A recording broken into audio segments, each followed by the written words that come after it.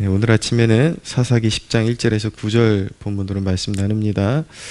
오늘 본문에는 이제 몇몇 사사들의 이름이 나오는데 돌라라는 사사, 그리고 3절에 야일이라는 사사, 그가 22년 동안 다스렸다라고 말씀하고 있는데 사사라는 직분은 이제 여호수아의 세대와 그리고 이제 사울에 이어지는 왕정 통치 그 중간에 하나님이 세우신 영적인 지도자들을 이제 사사라고 하는 것입니다.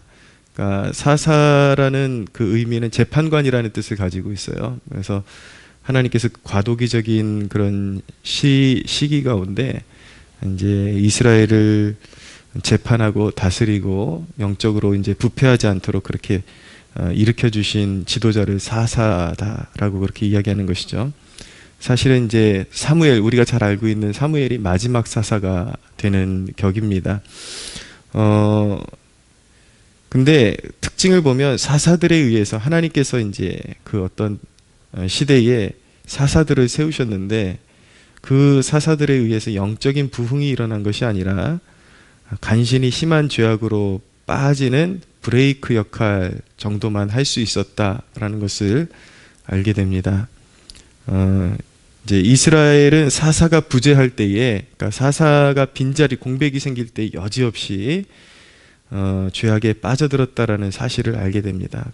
그 사실을 선명하게 보여주는 대목이 오늘 6절입니다.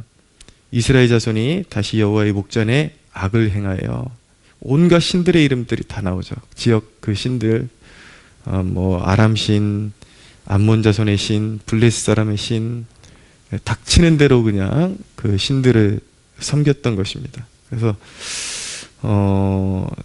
어떤 버팀목이 빠지고 나면은 그들의 신앙을 잘 지켜나갔던 것이 아니라 간신히 이렇게 브레이크 역할만 해주고 있었는데 그 브레이크가 이제 풀리면서 다시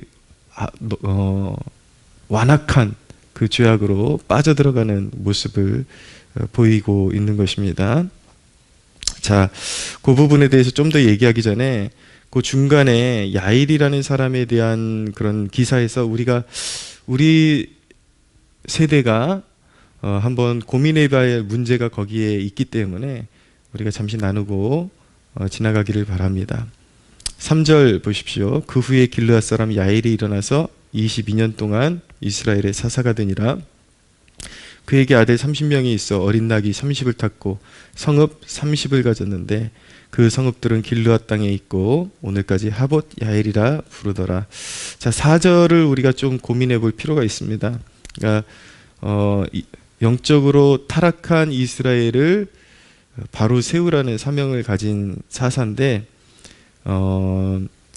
이 사람의 아들이 30명이나 있어요. 그리고 이제 각 아들에게 나귀가 있었고 성읍 하나씩 다 있었다라는 것을 알게 되는 것입니다. 이 대목이 시사하는 것은 무엇이냐면 이 야일이라는 사람이 하나님께서 주신 권위를 자기의 그런 어떤 육신적인 안위 그리고 권세 그리고 부귀만을 위해서 사용했다라는 것을 알게 되는 것입니다. 이 대목이 우리 시대에 시사하는 것은 1차적으로는 영적인 리더들의 삶을 돌아보게 하는 대목이라고 말씀드릴 수가 있습니다. 하나님께서 이제 영적으로 무너진 세대를 일으켜 세우라는 사명을 부여받은 주의 종들이 그 삶의 목적과 방향성이 어느 순간 그에게 권위와 권세가 주어지기 시작하면은 이제 올바르게 사용하지를 못하고 오히려 세상 사람들보다 더 어떤 부귀와 영광을 취하는 그러한 태도로 변할 수가 있다라는 경각심을 주는 것이고, 그런데 우리가 하나님의 말씀을 대할 때에 우리의 난점은 무엇이냐면 보통 사람들을 보면은 이런 말씀을 대할 때 이것이 나의 삶 그리고 그리스도인으로 부름받은 우리 세대의 전체적인 삶을 돌아보지 못하고 어떤 특정한 부류를 딱 찍어가지고 그래 한국교회는 얘네들이 문제야 라고 그렇게 지나가고 끝난다라는 것이 문제인 것입니다. 그러니까 특정 그렇게 타락한 목회자들, 그런 일부 목회자들의 그런 모습을 이제 보편화시키면서 이제 한국교회 목회자들이 다 타락했다라는 이제 논지로 가는 것이죠. 예, 이제 제 입장에서는 이런 말씀이 앞으로 하나님께서 저를 축복해 주실 때에 그 힘을 어떻게 써야 돼야 하는지에 대한 고민을 주는 말씀이 되는 것이죠. 그런데 성도들에게도 이 말씀이 동일하게 해당된다는 것을 잃어버려서는 안 되는 것입니다. 하나님께서 축복을 주실 때 그 힘을 그리고 그 여력을 어떻게 사용해야 되는가라는 것을 고민해야 하는 것이죠. 우리가 늘 각인해야 하는 것은 허락된 누림, 하나님께서 축복을 주셔서 우리가 분명히 그 축복들을 누릴 수 있는 자격이 있습니다. 분명한 것은 우리는 뭐 수도사로 부름받거나 그런 것은 아니거든요. 근데 분명히 누릴 수 있는 특권이 있지만 그 허락된 누림과 그것보다 지나쳐 나가는 것 사이에는 제가 언젠가 말씀드린 바가 있는데 경계선이 확실하게 그어져 있지를 않다라는 것입니다. 이 선, 너는 여기까지 누릴 수 있는데 요 선을 넘어가는 순간부터는 타락이 되는 거야 라고 하나님께서 이렇게 길에다가 딱 써놓지를 않으셨다라는 거예요. 그게 오묘해서 어느 순간 나도 모르게 그 누림이 지나쳐서 나가기 시작하면은 자기의 육신의 안위만을 위해서 하나님께서 주신 축복을 사용하다 보면 그것이 어느 순간 타락이 되어 있고 부패가 되어 있는 것이죠. 그래서 말씀을 통해서 자신을 성찰하고 하나님께서 주신 것들을 온전하게 잘 누리고 있는가, 그것들을 매일의 삶 가운데 점검하는 태도, 그런 마음의 자세가 매우 중요합니다. 축복을 누릴 수 있어요. 누리라고 주신 거죠. 그러나 그 축복 안에 절제와 희생이 따르지 않으면 어느새 자기도 모르게 지나쳐 나가는 것입니다. 저는 우리 그리스도인들이 올바로 하나님께서 주신 것들을 누리는 법을 배우기를 원하는데, 우리가 삶의 포커스를 이생의 자랑, 이 세상 것의 자랑에 포커스를 맞추다 보면 받은 축복을 모두 육신의 안위를 위해 쏟아붓게 되는 것입니다. 이미 우리가 살 수 있는 좋은 집이 있고 또 탈 것도 있고 이미 하나님께서 좋은 것들 주신 것들, 우리 가족의 형편에 맞는 충분한 그런 것들을 주셨는데 거기서 만족하지 못하고 한평생의 소원을 더 큰 집, 더 사람들이 알아줄 만한 집, 그러니까 이미 하나님께서 충분히 좋은 것들을 주셨는데 그런 것들에서 만족하지 못하고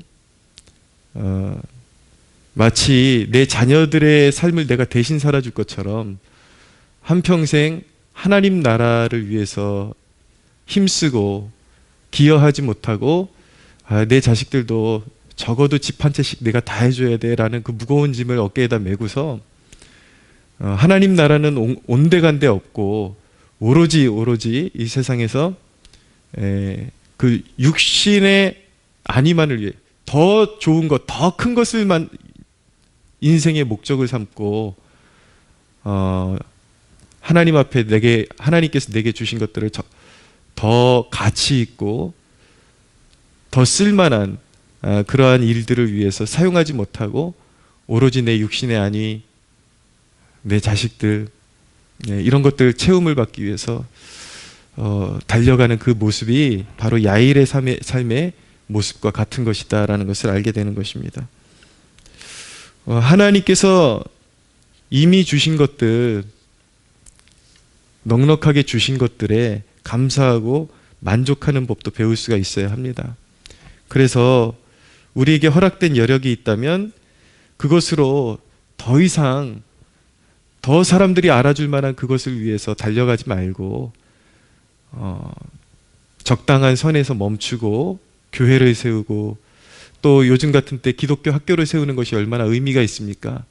공교육이 무너져 나가는, 쓰러져가는 이 시대 가운데 내가 가진 것들을 통해서 기독교 정신을 심어줄 수 있는 학교를 세우는데 투자하고, 그리고 선교지에 사람들을 양육할 수 있는 공간을 세우고, 예를 들어서 해외 선교지 가운데 아주 상황이 열악한 그런 곳에 사람들을 위한 우물을 파주거나, 물이 귀한 곳에 우물을 파주거나, 아니면 그런 아주 어려운 그 나라 가운데 그 선교지에 학교를 세워서 아이들을 가르칠 수 있는 공간을 마련해 주는 것, 또 선교지에 교회를 세워주는 것, 이런 것들이 사실은 우리에게 주신 축복들을 통해서 사실은 하나님 나라를 세워가는 것이고, 빼앗기지 않는 하나님 나라의 은행에 저축해두고 영원한 상급을 쌓는 일이라는 것을 우리 시대를 함께 살아가는 그리스도인들이 깨닫기를 소원합니다. 하늘의 보화를 쌓는 삶, 그것이 매우 중요하죠. 주구장창 이 땅을 위해서 저축하고, 이 땅을 위해서 모으고, 이 땅의 것으로 다 소비해버리고, 이 영적인 균형감이라는 것이 굉장히 중요한데, 이 땅의 것도 중요합니다. 이 땅에서 우리가 하나님께서 주신 축복들을 이렇게 올바르게 누리는 모습도 참 중요하죠. 그런데 문제는 무엇이냐면 그것이 다인 줄 안다라는 거예요.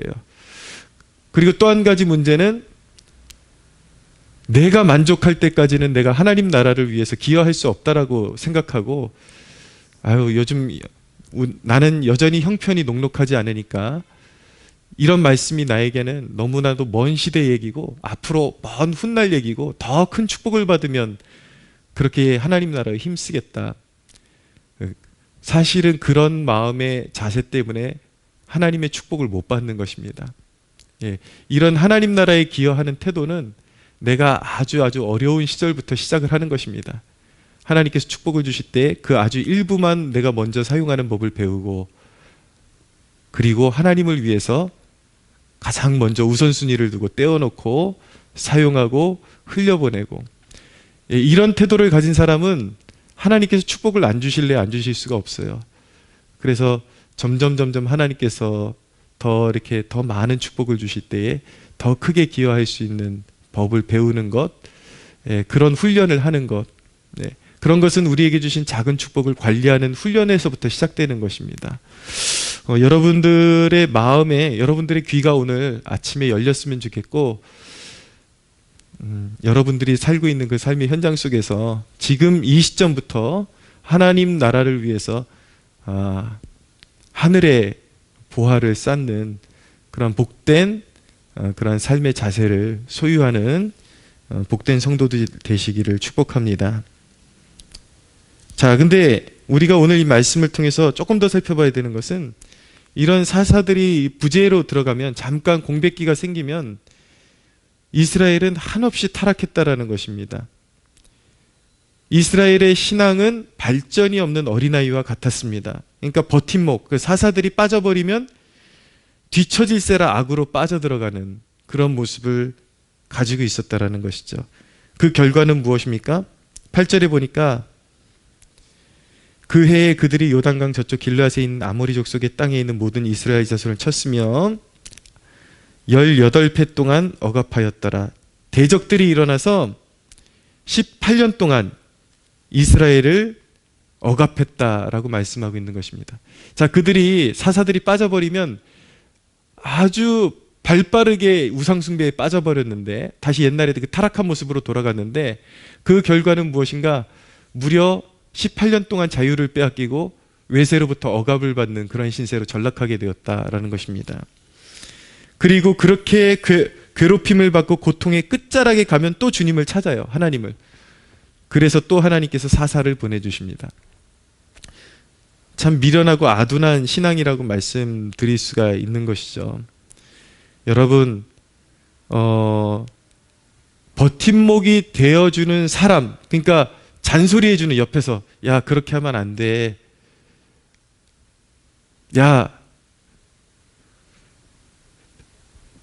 어떤 잔소리를 해야지만 기도하고, 잔소리를 해야지만 세상적으로 깊이 빠져들어가지 않고, 잔소리를 누가 해줘야지만, 옆에 잔소리를 해주는 사람이 있어야만 그나마 기본적인 신앙을 지킬까 말까 한 그런 신앙으로는 너무나도 시험거리가 많은 이 세상을 이길 수 있는 힘을 지니기에는 너무나도 역부족이다. 그런 신앙을 가지고 살아가면, 그 버팀목이 되는 사람이 빠져버리면 여지없이 그냥 죄악에 빠져버리고 다시 세속적으로 돌아가 버리고, 참 희한해요.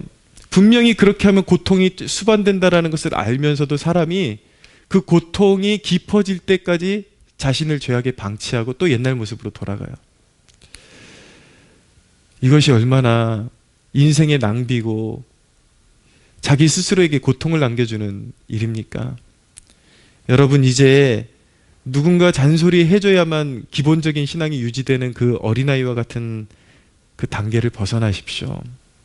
그래서 사람을 의존하는 신앙이 아니라 온전히 주님과 연합을 이루고 주님과 개인적으로 관계를 깊이 맺어 나가십시오.